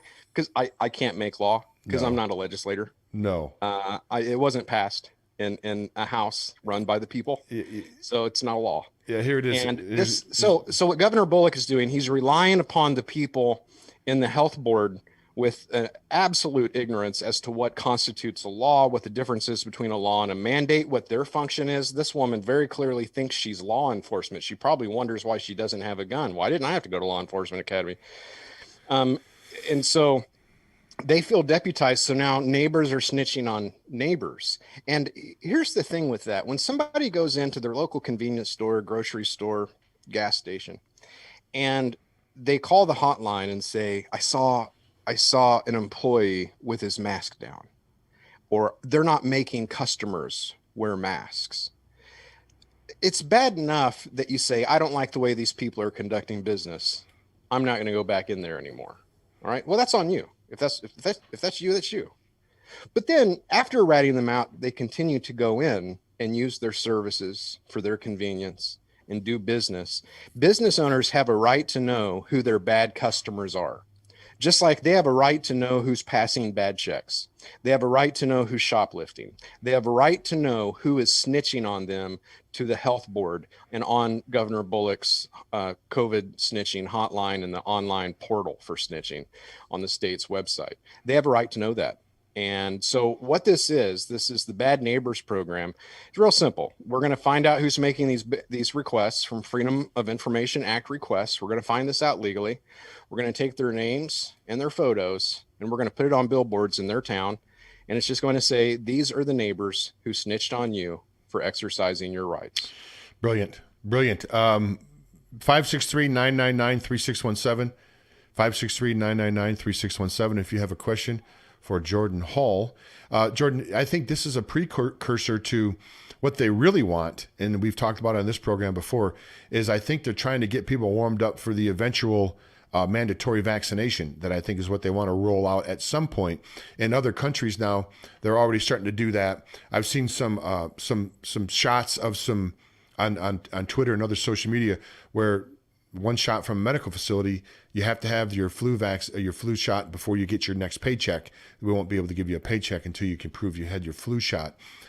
I'll tell you one thing. This is just, how that always happens is they sort of condition the public, and I think it's starting with the masks.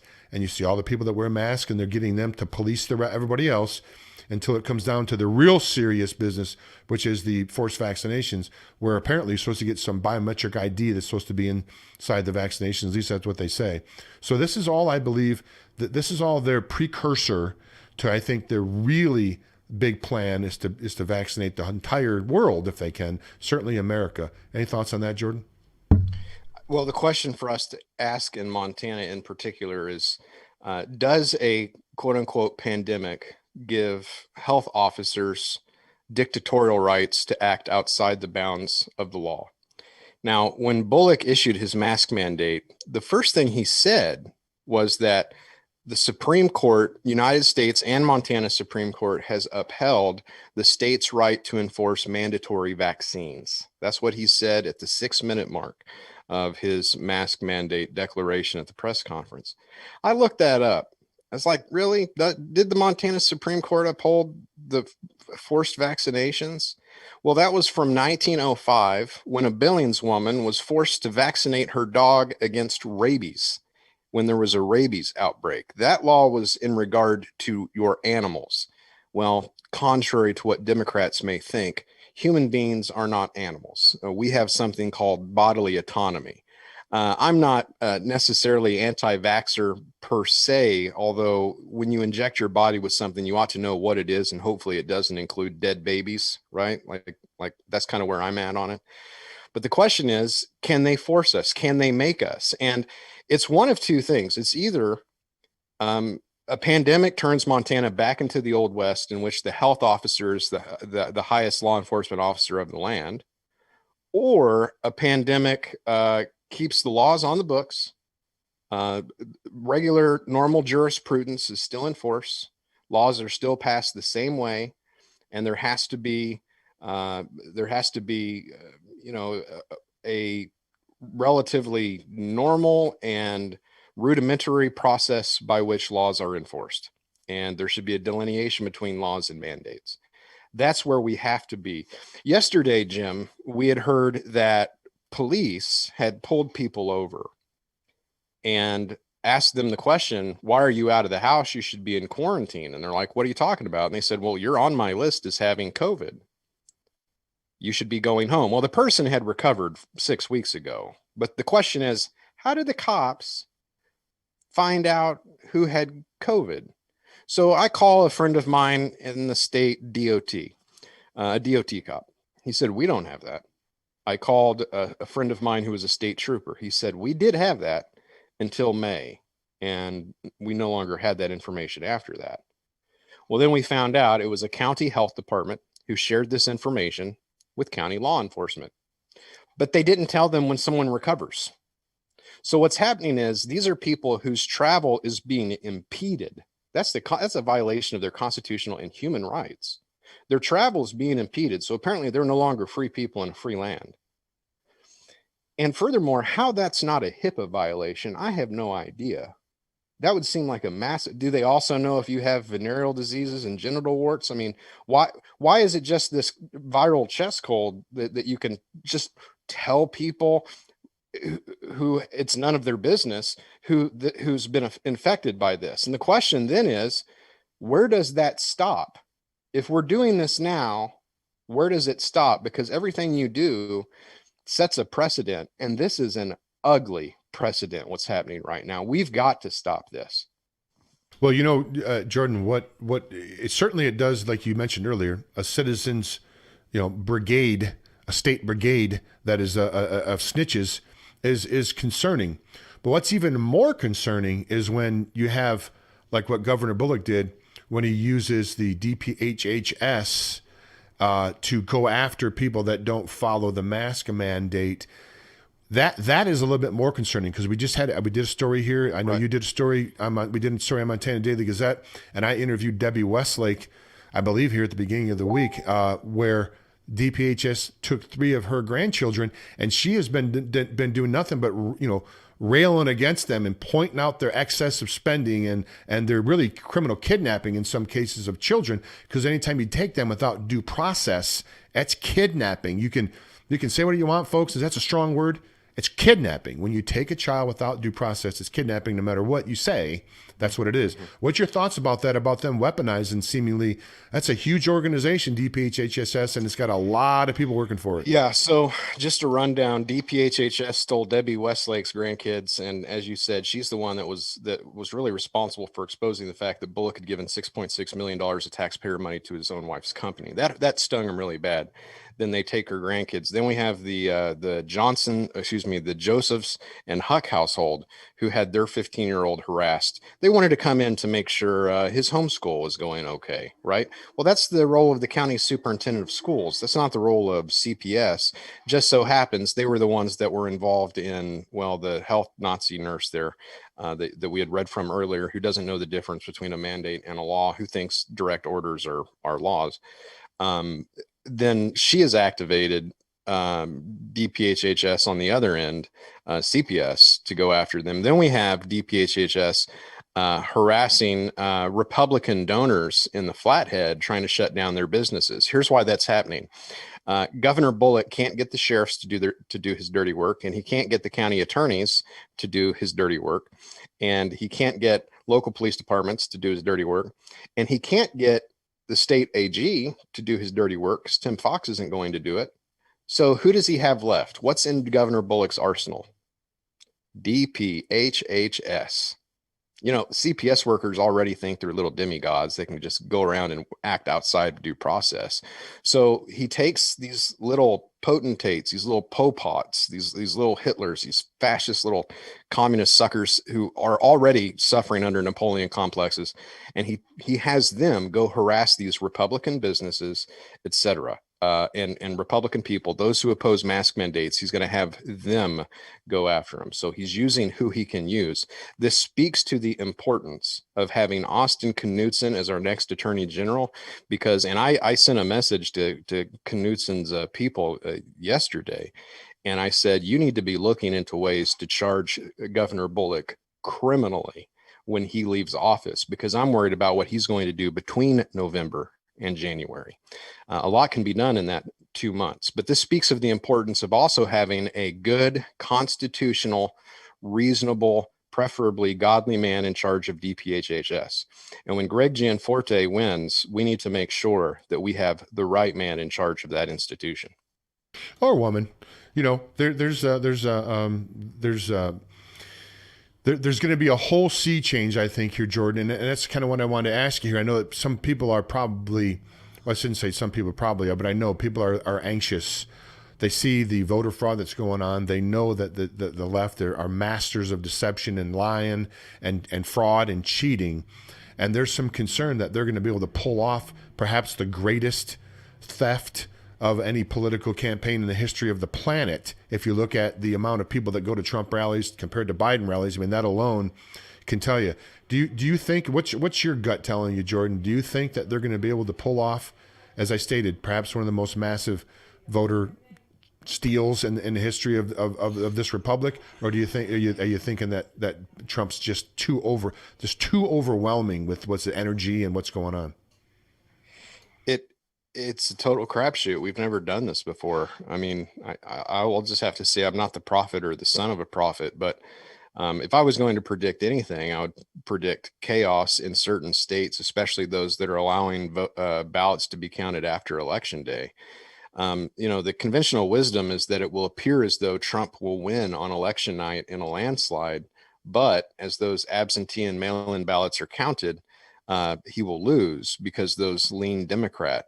But I'm actually hearing reports that early voting via mail has actually trended Republican. So who knows? But there are two possibilities for chaos and crisis in America's streets and countrysides.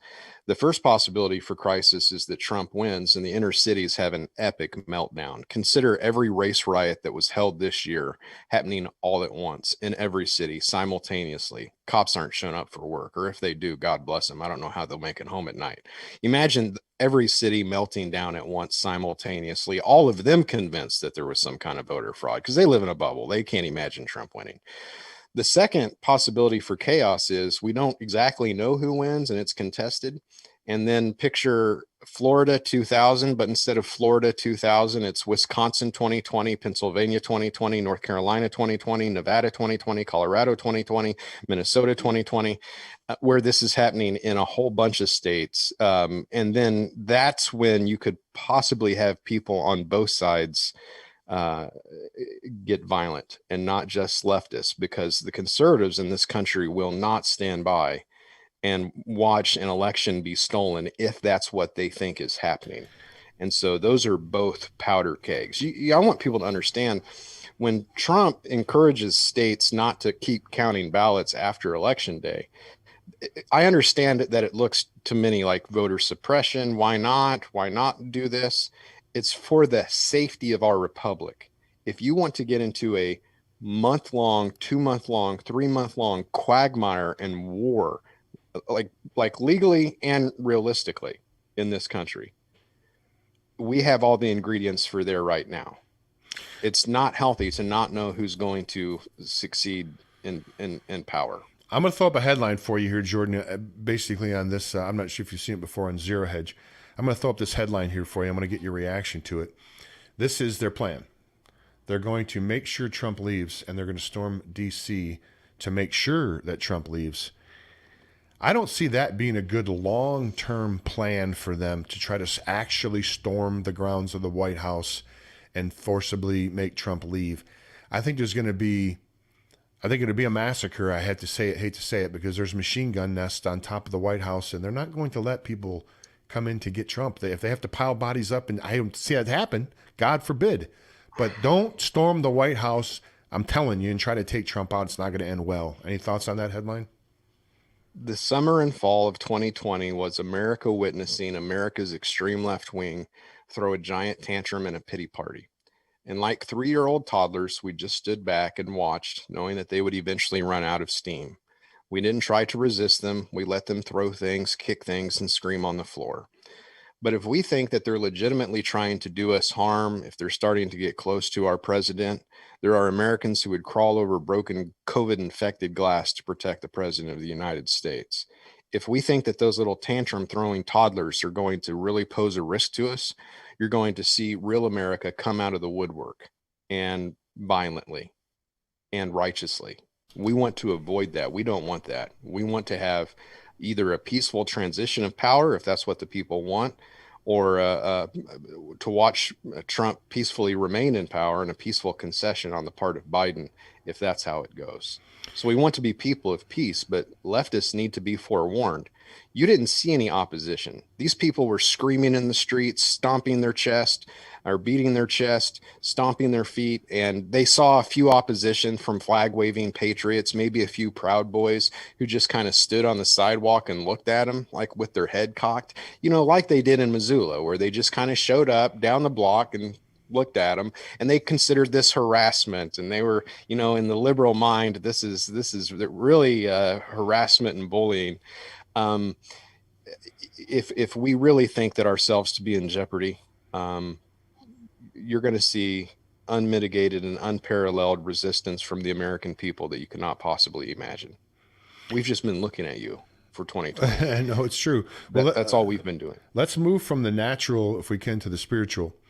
It's been often said that this truly is, a battle against, it's not against flesh and blood. Your thoughts on that, Jordan? And I know that I want you to talk about your podcast, your podcast that you do of a spiritual nature, and give people a chance to tune into that. I just saw it come across Twitter this morning. I'd like to get a chance to tune in, but this really is a spiritual battle. I mean, anybody that would light a fire to a house with a child inside, then block the road so the fire department can't get there to put the fire out, that person's filled with a demon. I don't even know how else to put it. It really is a spiritual battle, is it not, my friend? Well, it is, and we battle against not flesh and blood, but the principalities and powers of darkness in high places. And we as Christians are told that we're to cast down every lofty thought and argument that is raised up against the knowledge of God. And so ultimately, this is a battle between good and evil. When the war on terror began, President George W. Bush raised a lot of ire because he talked in terms of good and evil. If you remember his rhetoric about the axis of evil, and that really made secularists mad. Like evil somehow doesn't exist. That's a supernatural term. We have seen evil in recent days. In the city of Philadelphia, after a madman with a knife charged police officers and was shot, and rightfully so, they decided to riot. And as a part of that rioting, they climbed atop a Southern Baptist church, but it was actually a Vietnamese Southern Baptist church. And they poured explosive chemicals on top of the roof and set it on fire from the top down.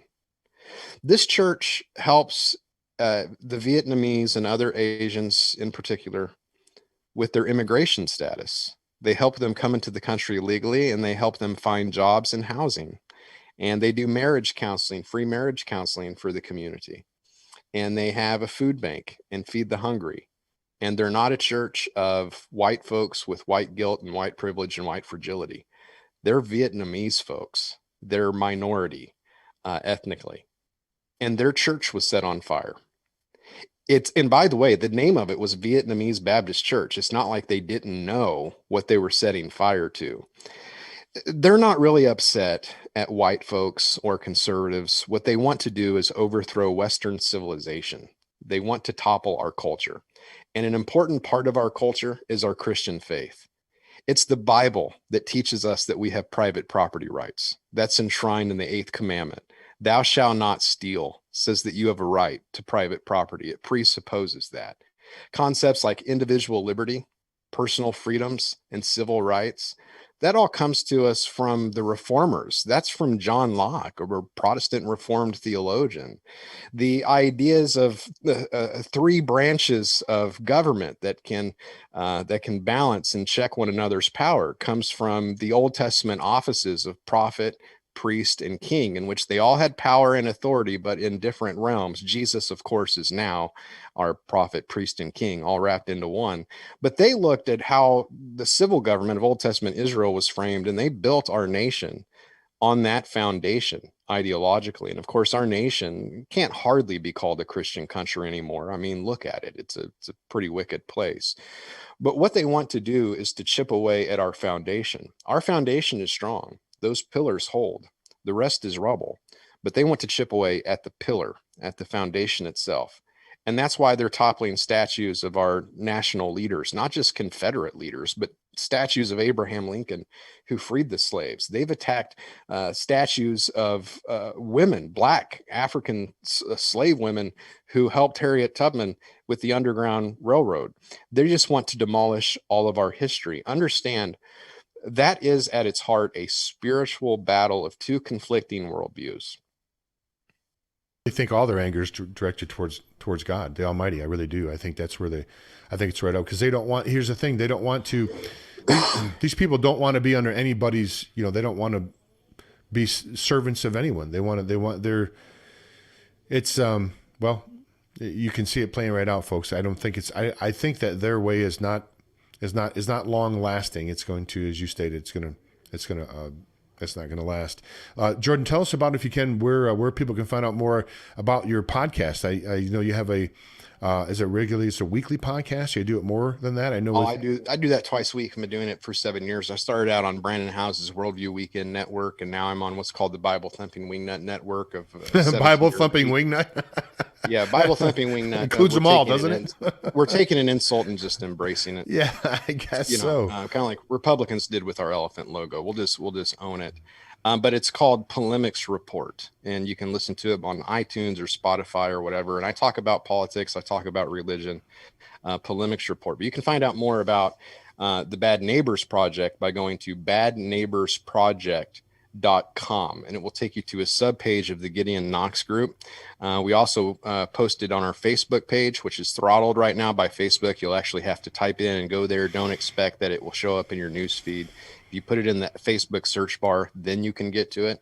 We listed the different ways that you can help. Right now, business owners can get a decal. It's a round decal about this big. It's yellow. It has some barbed wire across of it. It says something along the lines of, "We support the Bad Neighbor Project. You be kind to us, we'll be kind to you." Right. And that will signal to people going in the store, hey, if you snitch on us, we're going to snitch back. Please don't. If you don't like what we do, don't cross our property line. That's right. Stay on your side of the fence. That's right. It's free market. Well, we're just out of time here. Please give out, Montana Daily Gazette, montanadailygazette.com. That's where most of your work is published. And you can find the 90 seconds. I got to get rid of that woman when saying that. We get the. I got to figure out a way to get that to go away. So Jordan Hall, we so much appreciate you being here on the broadcast, doing some great work over there at Montana Daily Gazette. Keep it up, my friend, and we'll talk soon. Thanks so much. Take care. Bye. You too. All right, folks. There goes Jordan Hall, the one and only, and we appreciate him being here on the broadcast. Let me end this here so we don't have this endless loop. And we're just coming out. We're just running out of time here at the end of the broadcast, folks. Thanks so much for looking in here today on the show. 60 seconds. And as you see, we have 60 seconds left. I hope you have a wonderful weekend. I have a friend of mine that's been in, I haven't seen him in 10 years. He's in town, and we're going to hang out this weekend. So I'll be done broadcasting for the weekend. But so much appreciate you looking in. Till next time, this is James White from Montana Gazette Radio saying bye now.